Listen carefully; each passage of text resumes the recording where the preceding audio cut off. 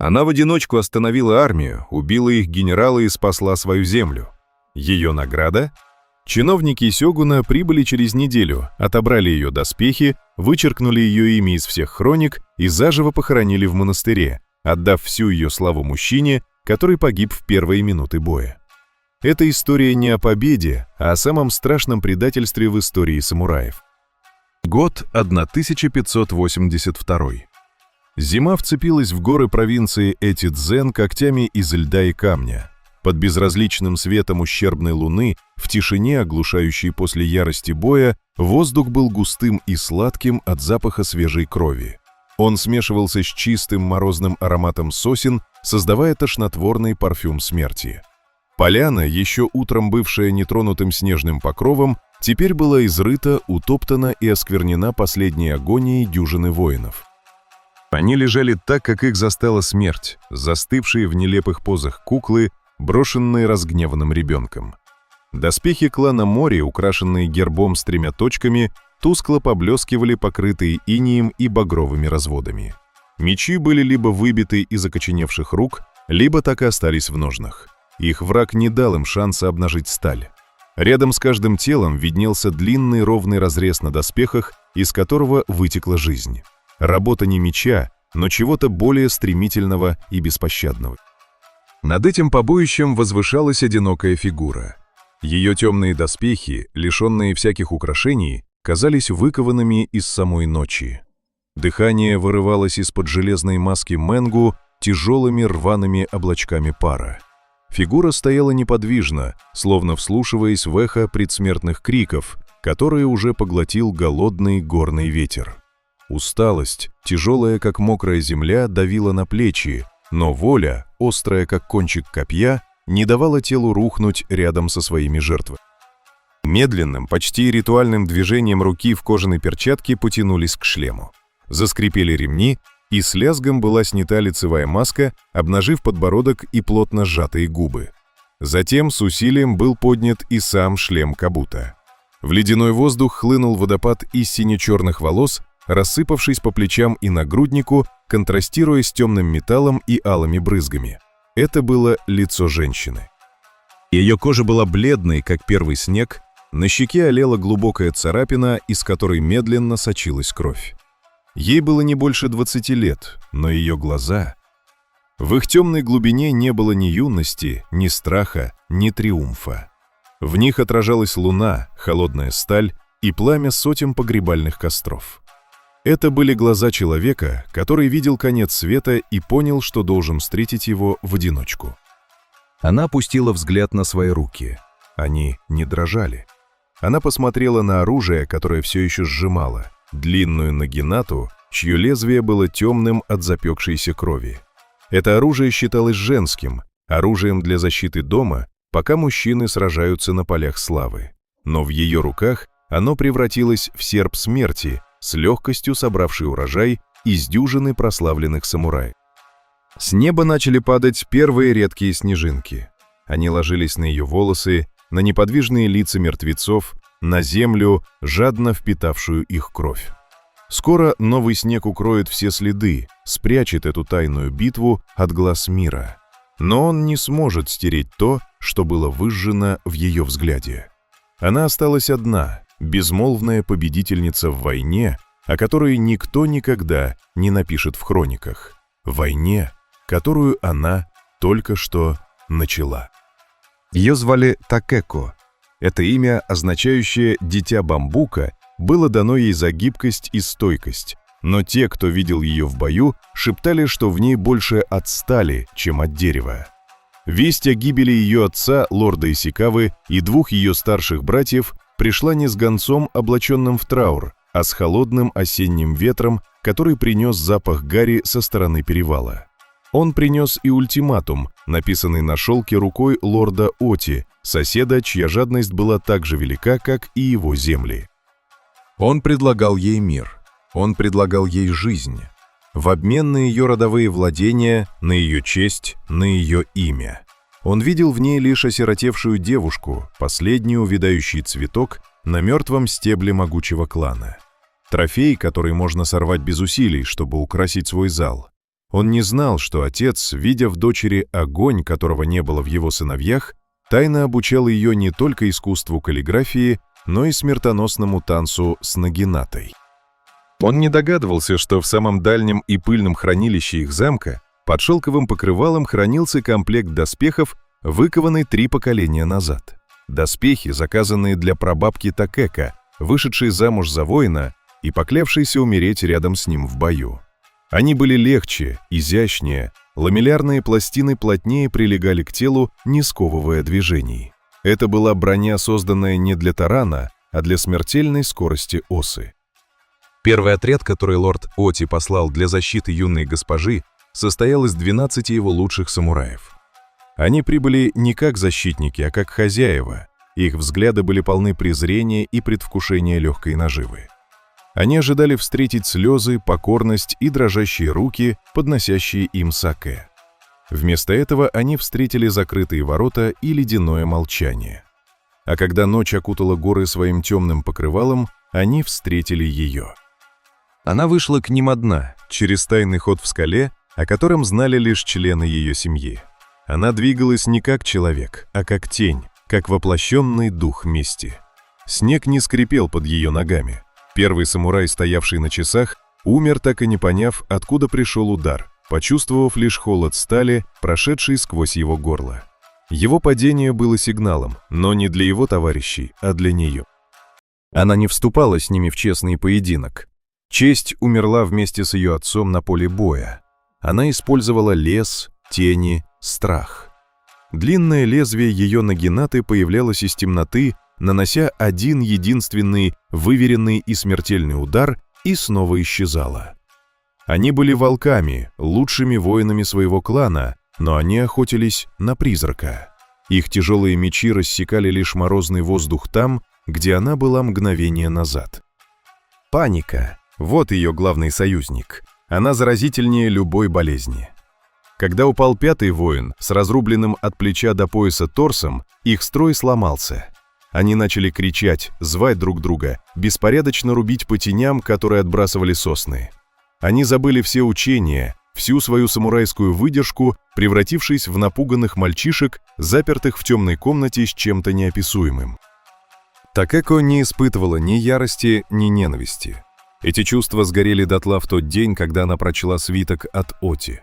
Внутри нее остался лишь холодный, звенящий лед цели. Каждый взмах ее оружия был не ударом, а предложением в предсмертном хайку, которое она сочиняла для них. Каждое движение было выверенным, экономным, смертельно эффективным. Она была не воином, она была палачом. Последний самурай, капитан отряда, загнанный в ловушку между скалой и 3 трупами своих людей, наконец увидел ее лицо. Она сняла маску Мэнгу, чтобы он знал, кто отправляет его в загробный мир. В его глазах отразился не страх, а полное непонимание. Он не мог поверить, что вся его жизнь, вся его слава, все его мастерство будут оборваны рукой женщины. Это осознание было страшнее самой смерти. Его последний крик застыл в горле, перерезанном полумесяцем ее клинка. Теперь, вернувшись в холодные залы своего замка, она сидела в полном одиночестве перед жаровней. Доспехи, снятые и аккуратно сложенные, лежали рядом, похожие на пустую оболочку цикады. Она медленно, методично протирала лезвие нагинаты промасленной тканью, стирая кровь клана Мори. Она знала, что это было лишь начало. 12 мертвых самураев — это не победа, это оскорбление. Оскорбление, за которое лорд Оти пришлет не отряд, а целую армию. И она будет ждать. В ее замке оставалось лишь 20 верных слуг и служанок. Но теперь у них было 12 комплектов вражеских доспехов. Первый штурм был актом высокомерия, кровавый пробой сил, посланный скорее для унижения, чем для завоевания. Лорд Оти отправил 50 своих лучших воинов, ветеранов десятка битв, с приказом взять замок до захода солнца и привести ему девушку в цепях. Они шли на приступ с усмешками на лицах, предвкушая легкую победу над горствой слуг, оставшихся без хозяина. Их шаги по замерзшей земле были тяжелыми и уверенными. Их встретила тишина. Ворота замка не были заперты наглухо. Одна створка была даже слегка приоткрыта, словно в спешке покинутая. На стенах не было ни одного стражника. Внутри не слышалось ни плача, ни боевых кличей. Эта тишина была неестественной, как затишье перед тайфуном. Но командир отряда счел ее знаком трусости и отчаяния. Он отдал приказ, и первые воины, подняв щиты, шагнули в зияющий проем ворот. Они вошли в пустой внутренний двор. Ветер гонял по каменным плитам сухие листья и снежную пыль. Запах запустения и холодных очагов витал в воздухе. В этот момент их уверенность достигла пика.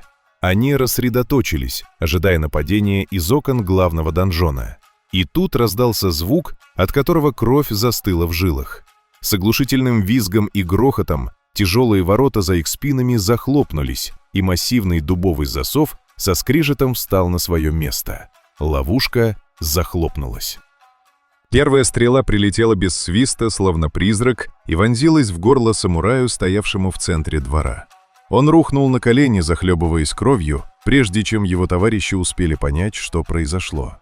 А затем из бойниц, из темных оконных проемов, из-за углов зданий полился дождь. Короткие тяжелые стрелы, выпущенные не с большого расстояния, а почти в упор, находили щели в доспехах с ужасающей точностью.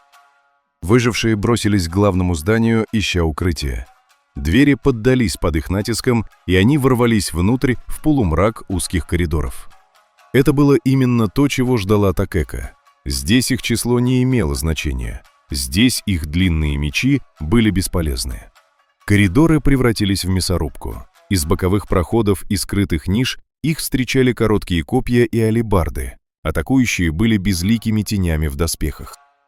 Но самый страшный удар был нанесен не сталью, а разумом. Когда атакующие зажгли факелы, они увидели тех, кто им противостоял. Это были воины, одетые в доспехи клана Мори, те самые доспехи, что носили их товарищи, убитые в лесу неделю назад. Ужас был не в клинках, а в гербах на их броне. На мгновение самураям Оти показалось, что против них восстали мертвецы, призраки их павших братьев, пришедшие отомстить. На самом деле это были служанки Такеко. Женщины, чьи руки привыкли к шитью и сервировке чая, теперь сжимали древки копий. Их лица были скрыты под масками, их движения были неуклюжими, но они сражались с яростью отчаяния, защищая свой дом и свою госпожу. Они не были воинами, но в узких коридорах, где негде было развернуться, их короткие удары были смертельными. А среди них двигалась она. Такеко не носила трофейных доспехов. Ее черная броня позволяла ей сливаться с тенями. Она не вступала в затяжные схватки. Она появлялась там, где ее не ждали, нанося один единственный, идеальный удар своей нагинатой и исчезала в следующем коридоре. Она была дирижером этого кровавого хаоса, направляя своих немногочисленных воинов, заманивая врагов в новые и новые ловушки. Дисциплина атакующих рассыпалась в прах. Они больше не были армией, а стадом, мечущимся в панике по лабиринту. Крики раненых смешивались с яростными приказами, которые никто не слушал. Они пытались отступить, но путь назад был отрезан. Те, кто прорывался обратно во двор, попадали под новый обстрел со стен, которые теперь были заняты защитниками. Замок, казавшийся таким беззащитным, превратился в живое хищное существо, пожирающее их одного за другим. К рассвету все было кончено. Тишина вернулась, но теперь она была тяжелой, пропитанной запахом крови и смерти. Ворота снова открылись, но не для того, чтобы впустить или выпустить кого-то. Слуги Такеко, мужчины и женщины, молча выносили тела 50 самураев и складывали их в аккуратную пирамиду перед входом. Они снимали с них доспехи, шлемы, мечи. Голые, обезображенные тела были оставлены на съедение воронам, как послание лорду Оти. Такеко стояла на стене, глядя на дело рук своих. Ее доспехи были забрызганы кровью, лицо было бледным от усталости. 3 из ее людей были мертвы, еще 7 ранены. Это была победа, но она не чувствовала ликования. Она чувствовала лишь холодную пустоту и тяжесть того, что еще предстояло. По провинции пополз шепот. Шепот не о храброй защите замка Исикава, а о демонессе, о женщине-дьяволе, которая пирует на костях своих врагов. Миф рождался в крови и страхе. Унижение было горьким, как желчь. Лорд Оти, получив весть о гибели 2-го отряда, не впал в ярость. Он погрузился в холодную расчетливую злобу. Пирамида из обнаженных тел его лучших воинов была не просто вызовом, это было плевком в лицо, несмываемым пятном на его чести. Шепот о Демонессе, доносившийся из деревень, подрывал его власть, превращая его, могущественного даймё, в посмешище. Он понял свою ошибку. Он недооценил не силу, а ум своего врага. В этот раз он не пошлет отряд. Он обрушит на замок всю свою мощь. 3000 воинов. Это была не армия, а карательная экспедиция, неумолимая стальная река, призванная стереть с лица земли не только замок Исикава, но и саму память о нем.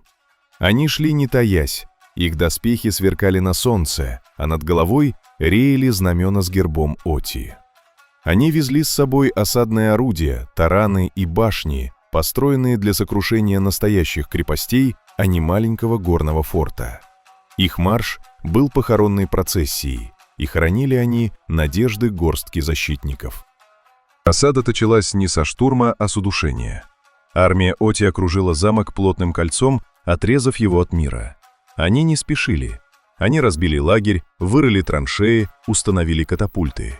Они дали голоду стать их главным оружием. Каждый день на рассвете и на закате их барабаны отбивали монотонный, сводящий с ума ритм, напоминающий о неотвратимости судьбы.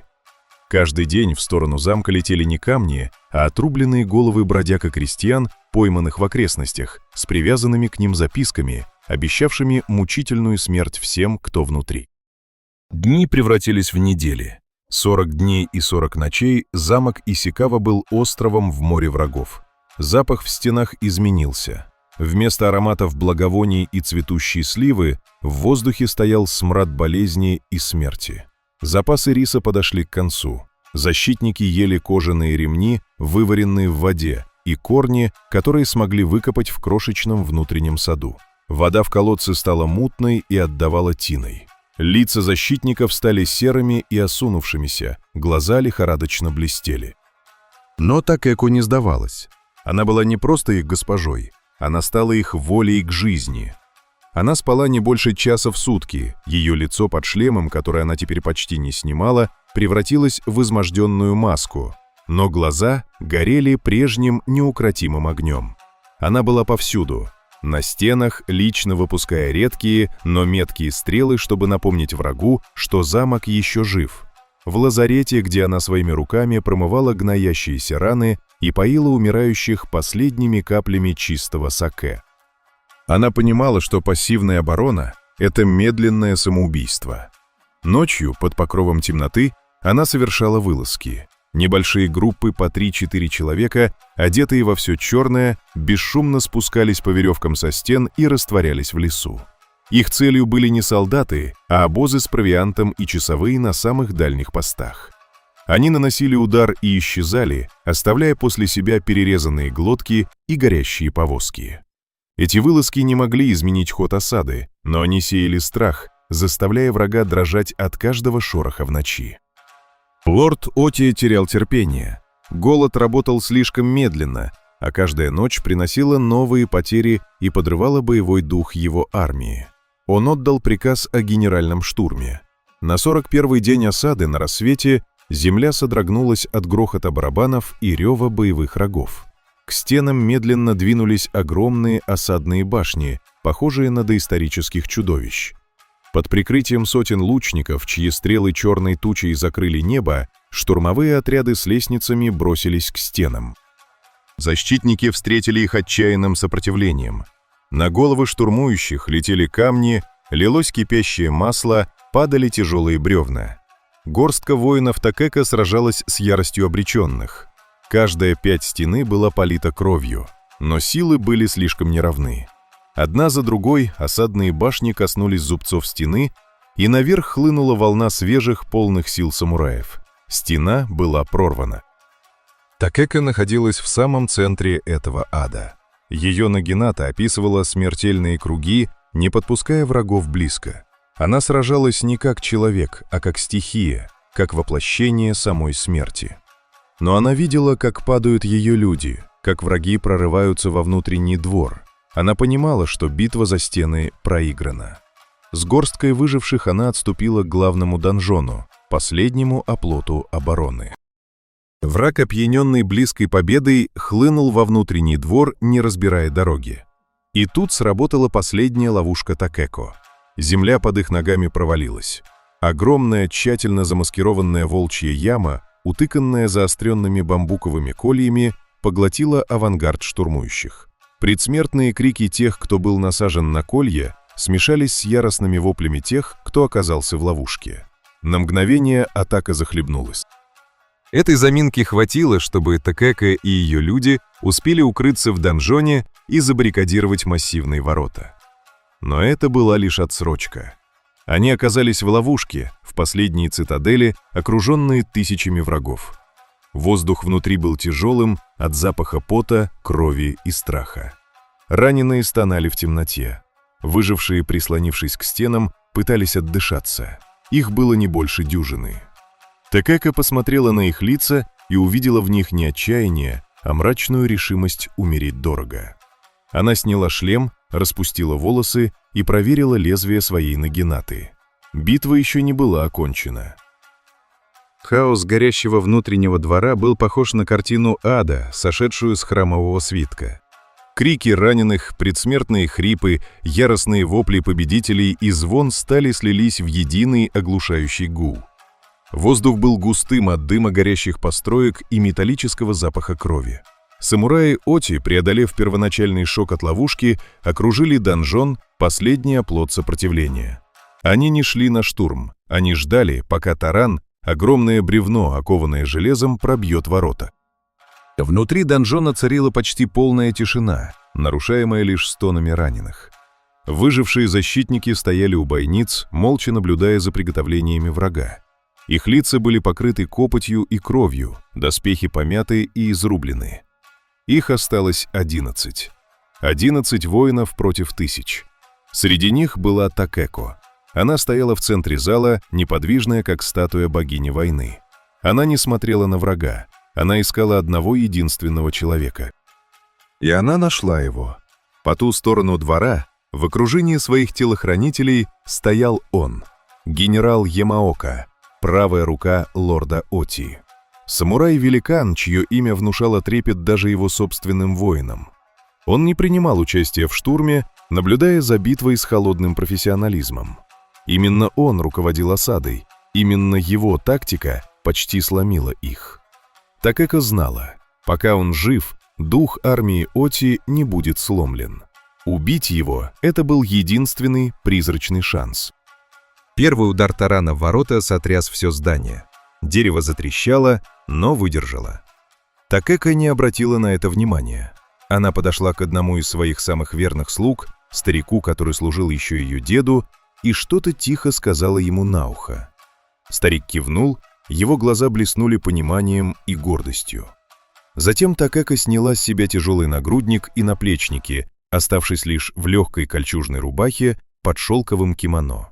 Ей больше не нужна была защита. Ей нужна была скорость. Второй удар тарана. На воротах появилась трещина. Такеко обвела взглядом своих последних воинов. Она не произнесла ни слова. В этом не было нужды. Они все понимали. Она подняла свою нагинату, и они обнажили мечи. Это был не приказ к атаке. Это был ритуал прощания. Третий удар тарана вынес ворота с оглушительным треском. В пролом хлынул солнечный свет, дым и ревущая толпа самураев. Но вместо того, чтобы встретить их сталью, последние защитники замка сделали нечто невообразимое. Они бросились к боковым стенам и начали поджигать гобелены, деревянные перекрытия, соломенные циновки. Старый слуга, которому Такеко отдала приказ, опрокинул бочки с маслом, и огонь с ревом взметнулся до самого потолка. Донжон, их последняя крепость, превращался в гигантский погребальный костер. Они выбрали смерть в огне, но не в плену. Враги, ворвавшиеся внутрь, опешили. Они ожидали встретить отчаянное сопротивление, но вместо этого оказались в огненной ловушке. Жар был невыносим, дым выедал глаза. Они начали в панике отступать, давя друг друга в узком проеме. И в этот момент, сквозь стену огня и дыма, из боковой потайной двери, о которой никто не знал, выскользнула одинокая тень — Такеко. Она бежала не от огня, а к своей цели. Хаос во дворе был ее прикрытием. Никто не обращал внимания на одинокую фигуру в легкой броне, пока не стало слишком поздно. Она двигалась как ветер, ее ноги едва касались земли. Телохранители генерала Ямаоки заметили ее, лишь когда она была в 10 шагах. Они бросились ей наперерез, но она не замедлила бег. Ее нагината ожила в ее руках, описывая смертельные дуги.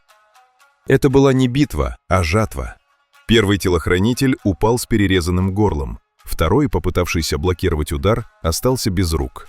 Третий умер от удара в лицо тупым концом древка. Она не прорывалась сквозь них, она проходила их насквозь, не теряя ни мгновения. Генерал Ямаока, увидев эту фурию, несущуюся прямо на него, успел лишь выхватить свою катану. Их поединок стал сердцем битвы, островом относительной тишины посреди бури. Ямаока был воплощением силы.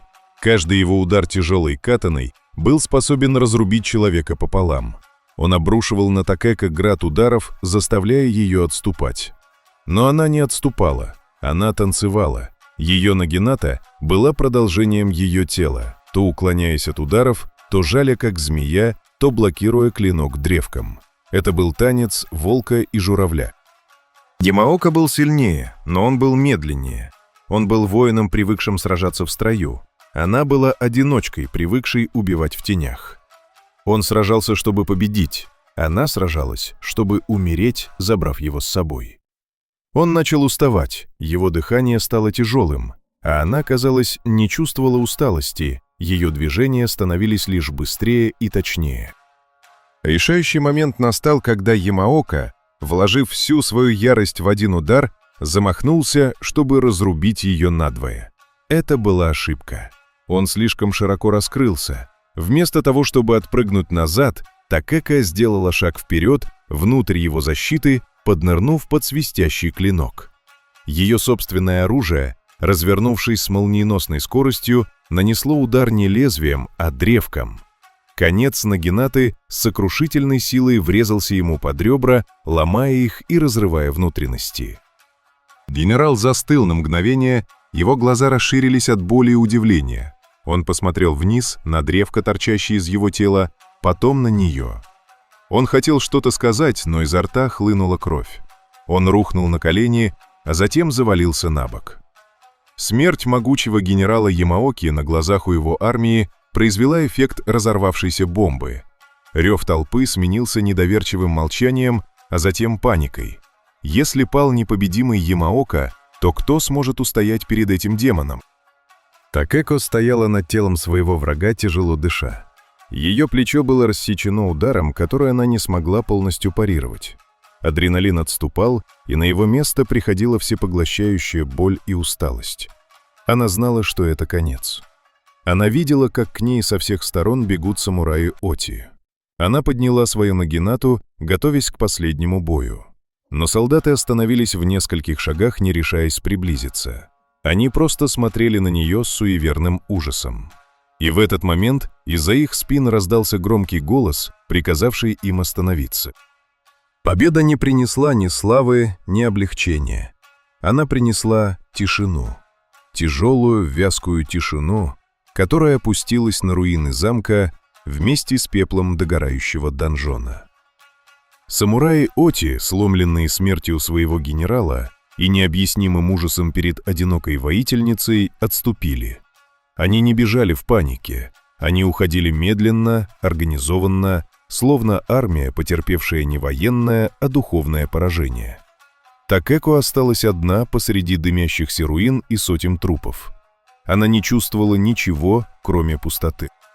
Через неделю в ее разоренный замок прибыла не новая армия, а небольшая делегация. Это были не воины, а люди в церемониальных одеждах, чиновники, чьи лица были бесстрастны, как фарфоровые маски. Их возглавлял человек в шелковом хауре с гербом клана Токугава. Это был посланник от самого сёгуна. Он приехал не с поздравлениями и не с наградой. Он привез с собой приговор, замаскированный под указ. С ним были писцы, историки и художники, готовые запечатлеть правильную версию событий. На глазах у Такэко, все еще слабой от раны истощения, они творили новую реальность. Они ходили по полю боя, опрашивали пленных крестьян, изучали руины. Затем в главном шатре, разбитом посреди двора, писцы начали свою работу. Их кисти летали над свитками, создавая официальный отчет о восстании в замке Исикава. В этой истории не было места женщине-воину. Это было бы нарушением всех мыслимых устоев, опасным прецедентом, который мог пошатнуть сами основы мира, построенного мужчинами. В их хронике появился герой. Дальний родственник Такэко, молодой капитан стражи по имени Кензи, который на самом деле погиб в первые минуты штурма, был посмертно возведен в ранг спасителя. В отчете говорилось, как он, собрав вокруг себя горстку верных людей, героически возглавил оборону. Как он лично разработал хитроумные ловушки, которые погубили первые отряды врага. Как он в одиночку сразился с гигантом Ямаокой и ценой своей жизни убил его, сломив дух захватчик. Имя Такэко не упоминалось ни разу. Она была стерта, вымарана из истории еще до того, как та успела высохнуть на пергаменте. Она была лишь осиротевшей дочерью лорда Исикавы, которую доблестный Кенди защищал до последнего вздоха. Художники рисовали сцены битвы, где в центре каждой композиции был мужественный самурай с гербом Исикавы, а не темная фигура с нагинатой. Ложь была методичной, всеобъемлющей и абсолютно неопровержимой. Ее доспехи, те самые, что были выкованы для ее прабабки, стали проблемой. Они были неопровержимым доказательством ее участия. Чиновники сёгуна не могли их просто уничтожить, это было бы слишком подозрительно. Вместо этого они объявили их неподобающими, проклятыми, созданными вопреки традициям. Доспехи были торжественно опечатаны и отправлены в самый дальний арсенал сёгуната, в хранилище, где ржавели тысячи безымянных клинков и забытых реликвий. На бирке не было ни имени, ни истории, просто инвентарный номер. А что же сама Такэко? Ей предложили выбор без выбора. Ей было милостиво позволено сохранить жизнь, в обмен на полное и вечное молчание. Ей было приказано постричься в монахини и остаток своих дней провести в уединенном горном монастыре, затерянном в туманах на границе провинции.